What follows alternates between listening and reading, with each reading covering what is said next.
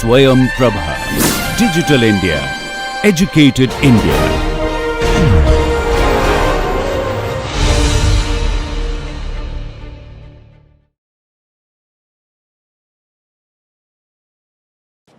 Let's take one of those examples where we have very good success story, which is TD Gammon, right?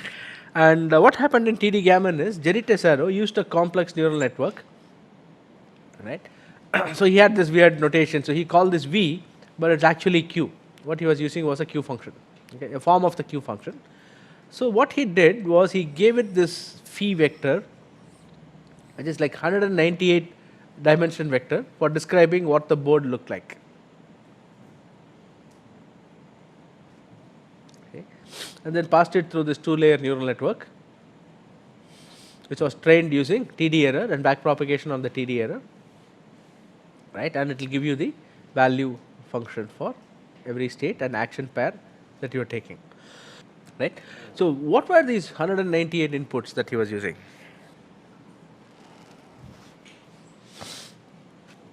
Right, so where did these 198 inputs come from, right? So like I said, Jerry himself is an expert backgammon player.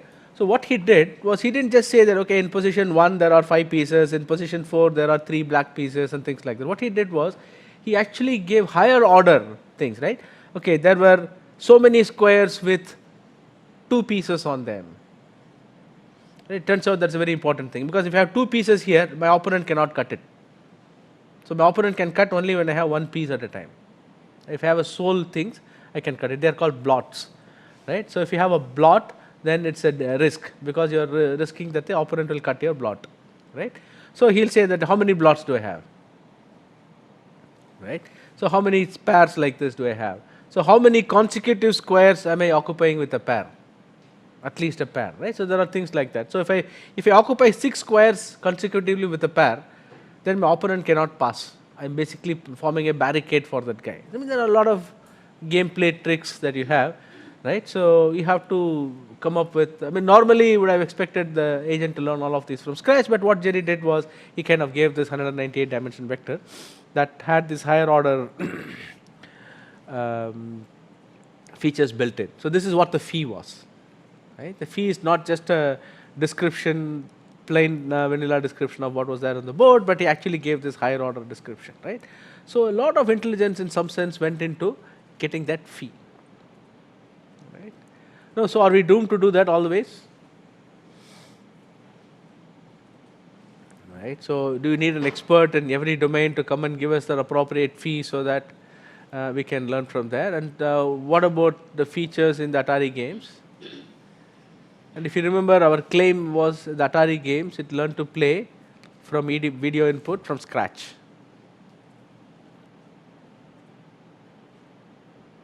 Right? Learn to play from scratch. So what does that mean? Somehow it learned features, right? So what are important features in Atari games? Can you even tell me what are features? Say in Space Invaders, what are the important features?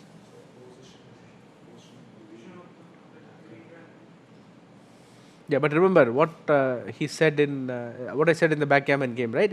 It is just not where the pieces are on the board. He was actually telling you more important things like how many consecutive squares had pieces, right? How many pieces were alone. So there are all these kinds of more tactical inputs that he was giving, right? So what would be more tactical input here? Maybe how close is this yellow alien to your red fortress? Yeah, but then it's very hard, right? I mean, now I wanted to learn to play 100, let's say a suite of 100 Atari games. Then once you're done with Atari games, I'll give you Sega or whatever, right? So I'll make you play Sonic the Hedgehog or whatever. So what will you do in such cases? Again and again, you'll have to come up with this kind of deciding features, right? I mean, this is only games. And if I ask you to say, okay, now put a RL agent on a car. So this is where the deep learning guys come and help us. So this is the network. So you remember the neural network that we saw earlier here, simple 2-layer network. Okay, now this is a simple 3-layer network. The first 2 layers are convolutional networks, convolutional layers. So I know that all of you at least heard the word convolutional network yesterday, right? So you played around with it in the lab? No. Yes, no, I had only one yes. Anyway, fine. So the point here is, this was a two convolutional layers followed by a fully connected layer, and then there were like 18 outputs, each one of them corresponding to the Q value of a different action, right? So there are totally 18 actions. So what are the actions? Well, do nothing. Obviously, just stand there, don't do anything, and up, down, left, right, and then all the diagonal directions. So the joystick can be moved like this, and then diagonally. So all of those, and then you could fire, right? And you could fire while doing any of the other movements, right? So this means that go diagonally up to the left and fire while you're doing that, right? So there are 8 movement, 1 no op, so totally 9 basic actions, and you can same 9 actions while you are firing. So you have total of 18 actions in Atari. So and for each one of them, I have a different output in the network, right? So how do I train this? We'll come to that in a bit. But what about all of these? This sounds very complicated, right? But in reality, okay, let me tell you what this thing. How much of this makes sense to all of you guys?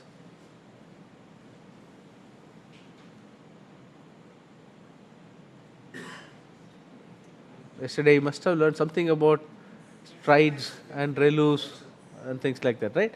So this is the size of the filter. So they used a 8 by 8 and a 4 by 4 for the 2 layers, and then the strides are these, right? And then they use relus, and then the input, the Atari screen is like a 84 pixel cross 84 pixel input, and they also used 4 screens. What do you think that was? See, suppose I see a screen with a dot somewhere in the middle, right? I don't know if the ball is moving towards me or away from me, right? It's not a sufficient description of all the things I need to know about the state. So if I show you some 2-3 frames in succession, then I can say, okay, in this frame it is here, and here, it is here, it is here. So that means the ball is moving in this direction. So they played around with the number of frames that they have to show, and then they decided that 4 frames is a good enough. 4 frames is a good enough information for you to recover all the things that you need to know about a state and take actions. Okay. So essentially, what is happening here is that all of these, up till the final fully connected layer, are doing nothing but learning your learning your features,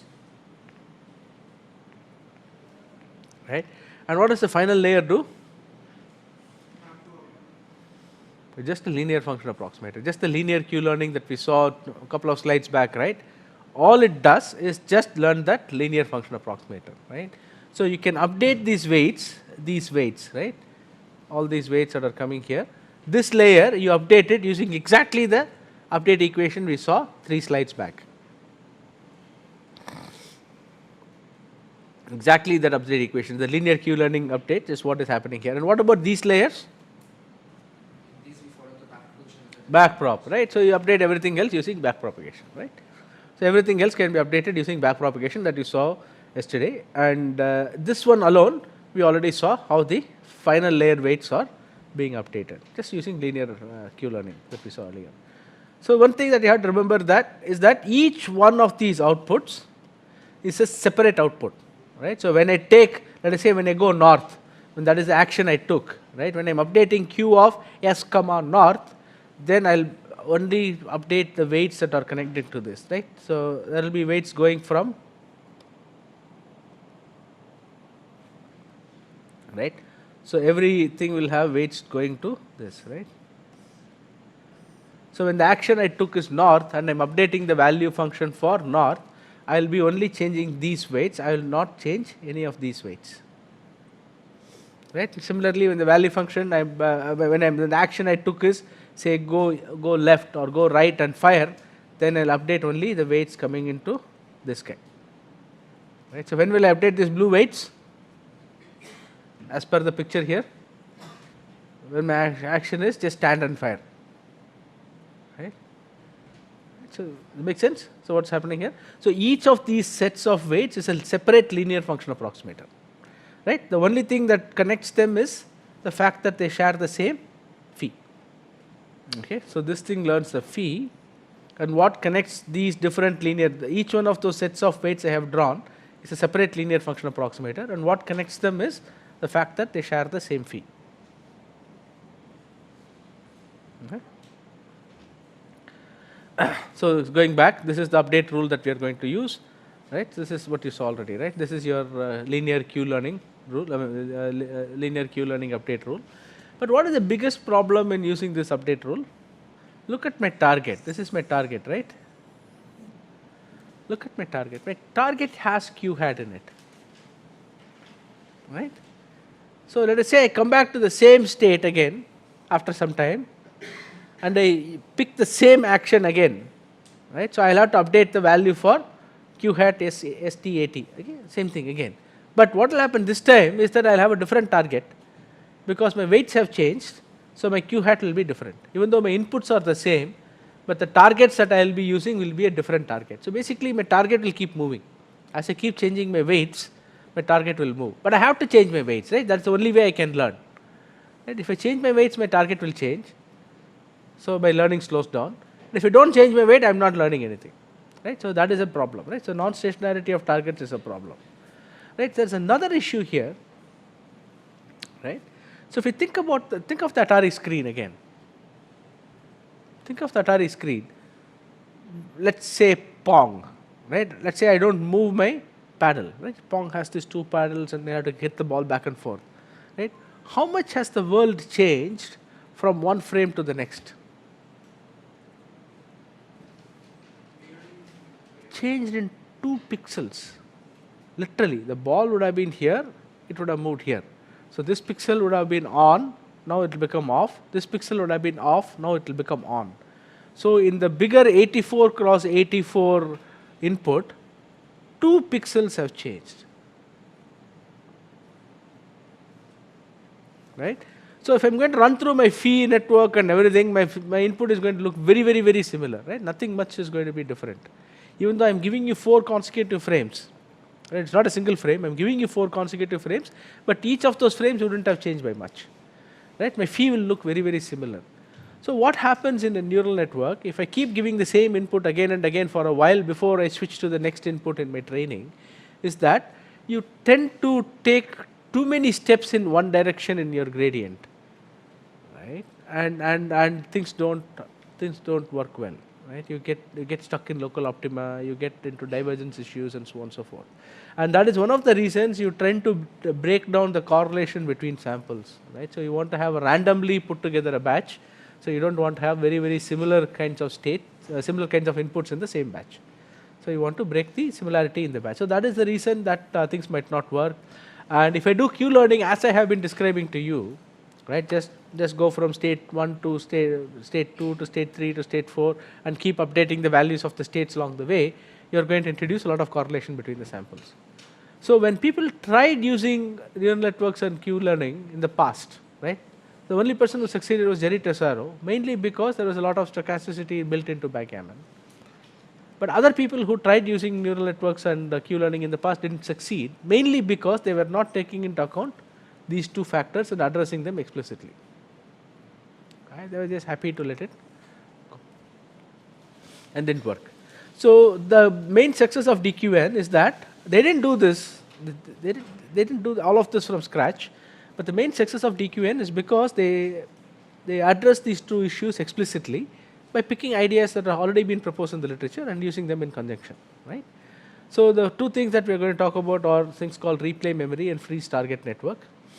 And let's look at the replay memory part first. That's very easy. And in fact, both the tricks that they used were very easy. In fact, the whole DQN thing, right, in hindsight, if you think of how they managed to put it together, right, it's actually pretty simple ideas, all of them somehow meshing together into producing something that was amazing to the world at large. Right? In fact, Nature, how many of you heard of the journal called Nature? Good, 4 people. Okay, so Nature is like the pinnacle of science, right? So a lot of people write, so they think that having a Nature paper is like serious validation of their work that they have done over several years, and every discipline publishes in Nature and so on and so forth, right? And I believe the Atari paper, when it appeared in Nature, was the first reinforcement learning paper ever to appear in Nature in 25 years of 30 years of reinforcement learning research. Right? So it was considered such a big impact, right, when it happened.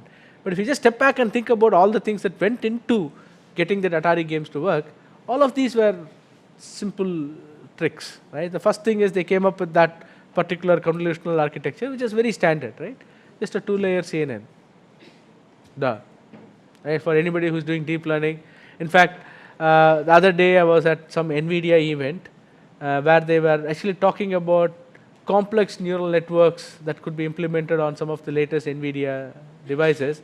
And one of the simple neural networks that they were giving as an example was that 2-layer CNN. Oh, you can start off with simple networks like this, and then you can go to more complex networks. So that was a simple network, right? But then it's amazing what could come out of it, right? Anyway, so going back, so let's look at what they did to remove the correlation. So what was the issue? So if I'm going to update the value of ST80, then update the value of ST plus 1, AT plus 1, update the value of ST plus 2 and AT plus 2, the S's look largely similar, right? It looks like I'm updating the same state again and again, and that we didn't want, right? We wanted to break that similarity.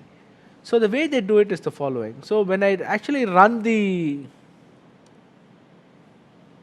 right? So when I run the simulation, when I'm playing the game, so let us say that I come to a point where I start in state ST, right? I take action AT, right? And then I go to ST plus 1 and I get RT plus 1, right? I've done that. One experience has happened. Now is the time for me to do a Q-learning update, right? So if you think of how we are talking about in Q-learning, so as soon as you do the next, go to the next state, you can do the Q-learning update. And basically I have to do max over all A in ST plus 1 and use that for doing the update. But I don't update it for ST80. What I do is I dump this into a buffer, which we call the replay memory, and then I randomly select one entry from the buffer. Let's say I select S2, A2, R3, S3, and then I update the value for Q of S2, A2. Right? People get what we are doing here? Right? Since at every point of time I am randomly selecting one entry, so the subsequent entries that I am sampling, right, will not look the same. Right? Provided this memory is large enough. So in the initial DQN implementation, they used a memory size of 2 million.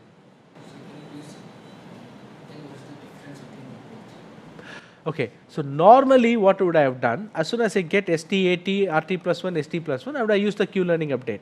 That would have changed the value of ST80, right? But what do we know? We know that ST and ST plus 1 are going to look very similar. So if I first update the value of ST80, and in the next step, I'll be updating the value of ST plus 1, AT plus 1, right? But then they'll look very similar. So the inputs will be the same.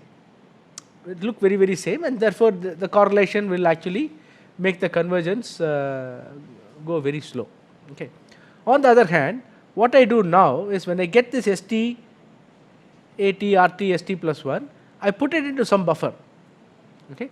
And then I randomly sample a entry from that buffer, right? Some let's say S2, A2, R3, S3, and then update the value for S2, A2, right? Which occurred a long time before ST80 has occurred, right? So now, because I'm randomly jumping around in my history, right? So the consecutive updates that I'm making need not look similar. With a very high probability, they will not look similar, provided my history is long enough. The convergence will actually work. I mean, because of the high correlation, many cases, the network was not even converging, it was just diverging.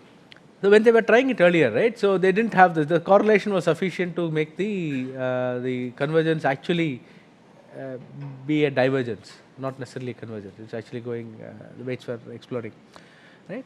And of course, there are a lot of issues about using a replay memory. It's just that they tried a specific setting and it worked the first time, right? So they were lucky. But a lot of work has gone into getting the replay memory also more efficient, right? The second thing that they did, so what was the second problem? The first one was the correlation, the second one was the non-stationarity. So what did I say? For non-stationarity, to address it, you should not change the weights, right? So that the target is always the same, But if you don't change the weights, you are not learning anything. So that was the problem, right? So what they did was they kept a copy of the network, right? And they kept the copy weights frozen. They were not changing the copy. Okay?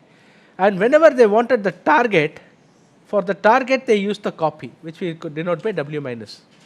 And for the current estimate, they used whatever was the W. And they kept changing the W.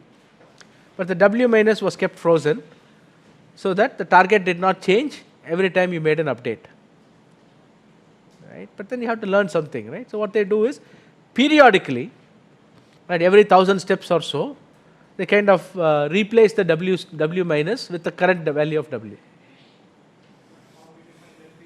Huh?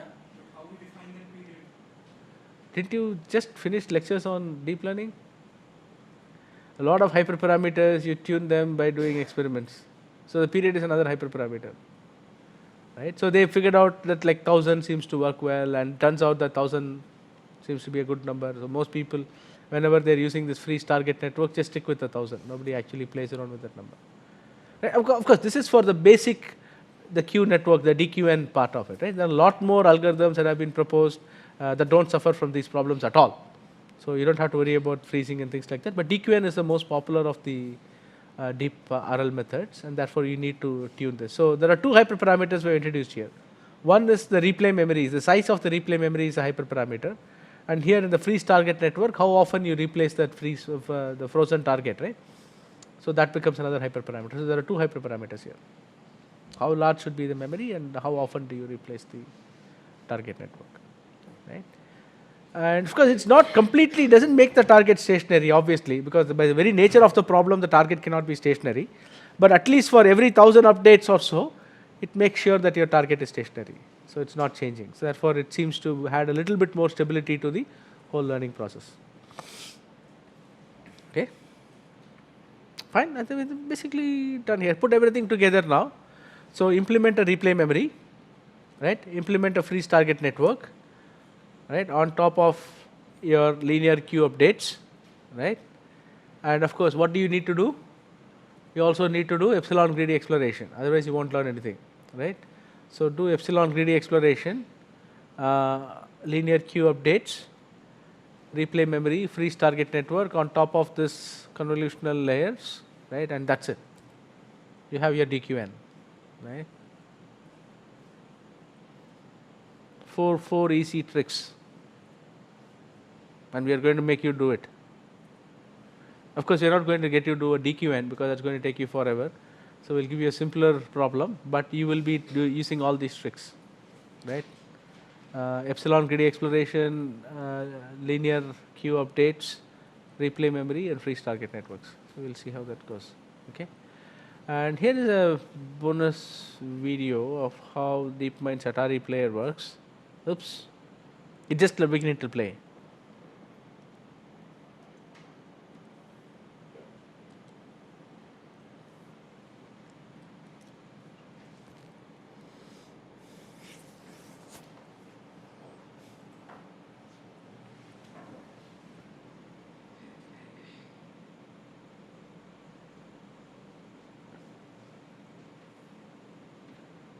You saw the numbers of frames there, 500,000 or something like that.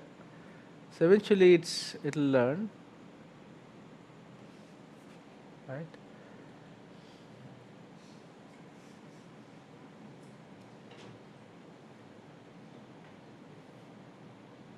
Oh my God.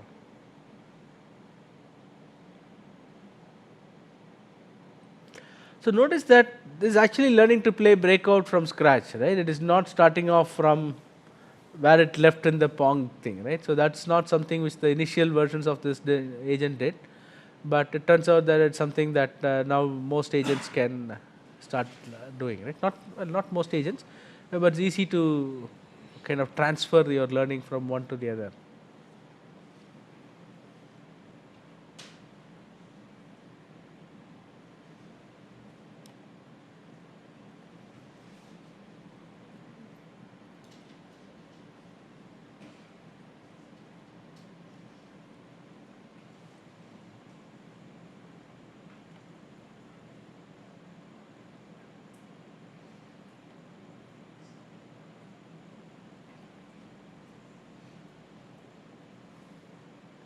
So what is the best way to play breakout? Anyone know?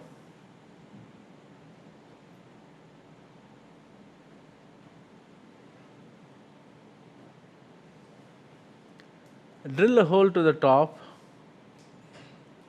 and let your ball go through the hole, and then it will just keep bouncing with against the back wall, right? And you don't have to move after that. It will just get rid of most of the things for you, and that's what basically what happened here, right? It went through that hole and then it started doing it, right? Now it was labeled as a lucky run. There you go,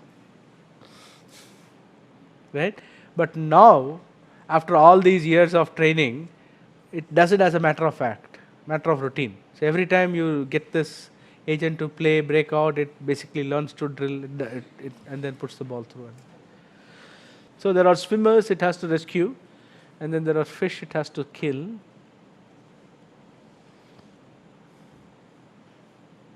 So it hasn't figured out that it has to rescue swimmers yet.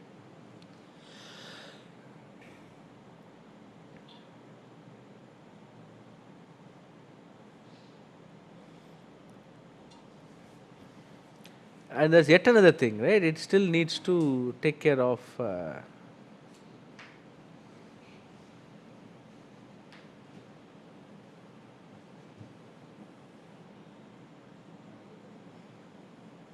there you go. It's the huge flashing thing. It has no clue what it is. It died because it ran out of oxygen.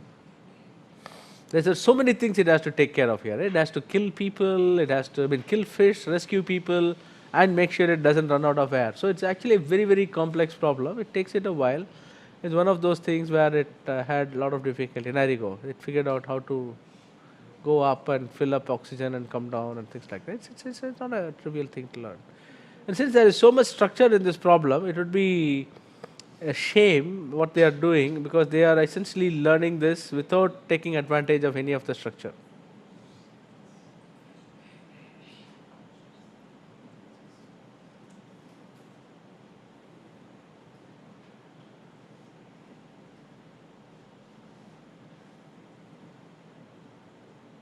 So you notice something else that it had to do?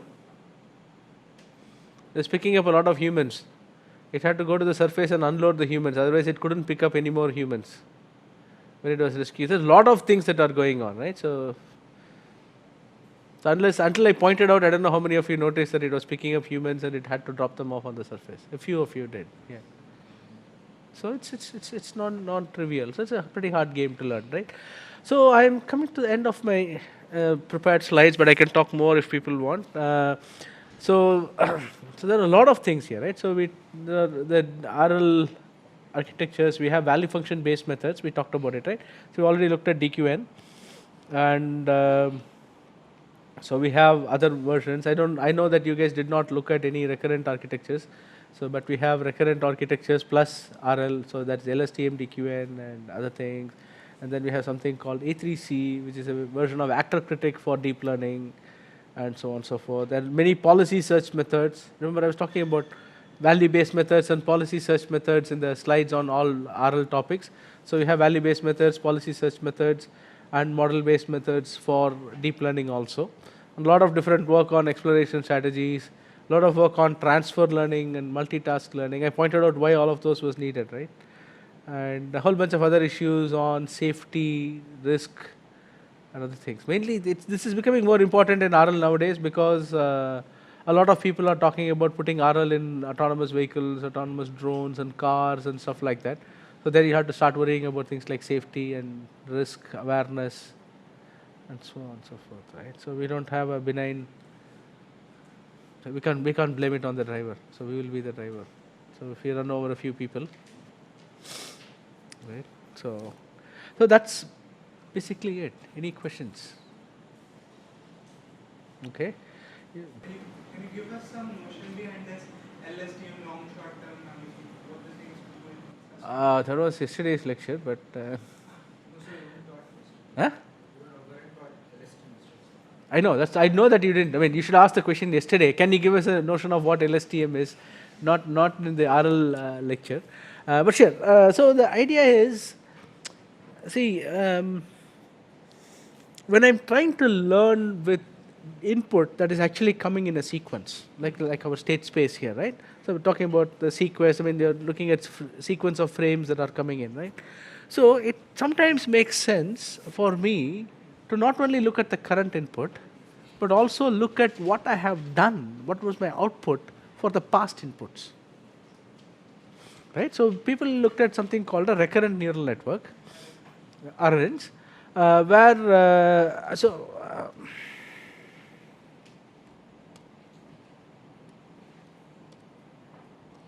right? So where you have a neural network, so you're taking in inputs, you're taking in the current input, and then you have some output that is coming in. You also take that input and give it back as another input, right? So you have some xt's that are coming in. So you have xt plus 1 here, and then you have a yt, and that comes out as a input again, right? So people are looking at this, and then they're basically looking at your yt plus 1 error and then back propagating throughout and trying to learn and so on and so forth. It turned out that this gave rise to all kinds of problems, because the horizon over which your error was back propagating became longer and longer as more and more stages in the inputs were being looked at, right? If your input sequence was short, maybe 3 frames or something, it's fine. But if you're going to play a game that runs to hundreds of frames, then it turns out that this gradient that you're back propagating tended to get washed out. Right? There is not much information that was being uploaded back, right? So one way of thinking about why that was happening is that you can unroll this whole thing, right? You can say that, okay, there is, okay, so this is taking x1 and the output is y1, right? Now that is fed into a network, and that is taking x2, and y1 is also being fed in, so y2 is there, and then that is being fed into another network that takes x3, and so on and so forth, right? So when I'm going to look at, say, y100, and then I'm back propagating the error, so I would like that to affect all of these, right? So that is not going to happen, because the errors, because think about this, now this will be like a 100-layer network. So people are looking at ways of addressing that, right? So what the long short-term memory thing, it's a very, very complicated neural setup, but basically what it does is, it tells you which of the past inputs you're going to maintain. So it basically has lots of gates and latches that are in there. Yeah. So like I said, it's more complex than just a simple fix to this problem. But the problem they were trying to address was this whole vanishing gradient problem, when you're trying to do back propagation through time for many steps, right? And so what they did was, they decided that they'll have all these gates that allow you to retain only certain aspects of the inputs from the past, or certain aspects of the outputs from the past, and not all of it. And which one do you choose to retain? That also was trained, right? That also is trained through the back propagation. So all of these, all the functions of the gates are also trained using the same back propagation. So, I mean, I have LSTM slides somewhere else on my laptop, but I'll have to dig it up to actually do a more proper job on that. But I mean, there are enough. It's actually a fantastic LSTM tutorial online if you want to read it up. I can give you a pointer if you can't find it using Google. Yeah. Okay. Anything else?